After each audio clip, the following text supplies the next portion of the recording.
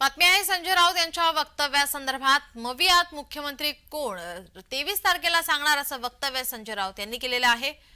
मुख्यमंत्री पदासाठी मवियामध्ये रस्सीखेच आहे। 23 तारखेला या संदर्भात माहिती दिली जाणार असल्याचं संजय राऊत यांनी म्हटलंय। त्यामुळे आता मवियातला मुख्यमंत्री ठरला असल्याची चर्चा रंगत आहे। या संदर्भात आज मवियाची बैठक सुद्धा होणार आहे।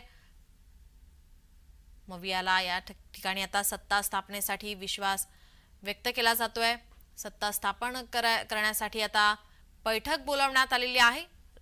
तर या ठिकाणी संजय राऊत यांची पत्रकार परिषद झालेली आहे। या ठिकाणी मुख्यमंत्री मवियाचा कोण होणार हे 23 तारखेला सांगणार असल्याचं म्हटलं आहे। आज या बैठकीमध्ये नेमकी कशावरती चर्चा होते याकडे सर्वांचं लक्ष असेल।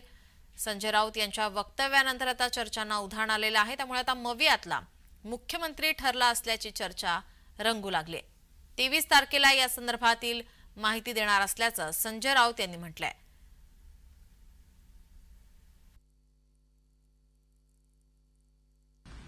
महाविकास आघाडी महाराष्ट्रात 26 तारखेला सत्तेवर येते। 23 ला निकाल लागतील। 26 ला सरकार स्थापन करू।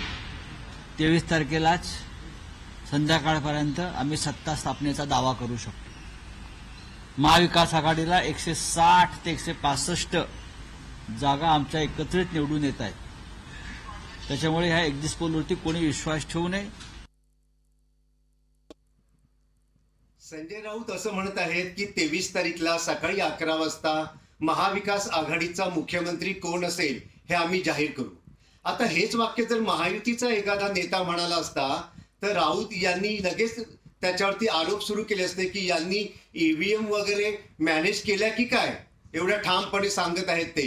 तरी असो, काही हरकत नाही। स्वप्न पाहणं आणि आशावादी असणं हा प्रत्येकाला हक्क आहे। त्यानुसारच संजय राऊतना सुद्धा तो हक्क आहे। मात्र महाराष्ट्राच्या जनतेने गेल्या 2.5 वर्षांमध्ये आणि गेल्या 10 वर्षांमध्ये देशामध्ये सुद्धा जी काही कामं झालीत, राज्यामध्ये जी कामं झालीत, त्यांना मतदान केलेलं आहे आणि आपलं मत त्यांनी आपल्या सध्या बंद पेट्यांमध्ये ठेवलेलं आहे। 23 तारीखला महाराष्ट्राच्या जनतेचा कौल संपूर्ण राज्याच्या समोर आणि देशाच्या समोर येईलच।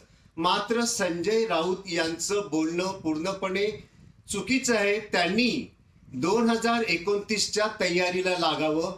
यावेळेस तरी 23ला त्यांना तो अधिकार मिळणार नाहीये।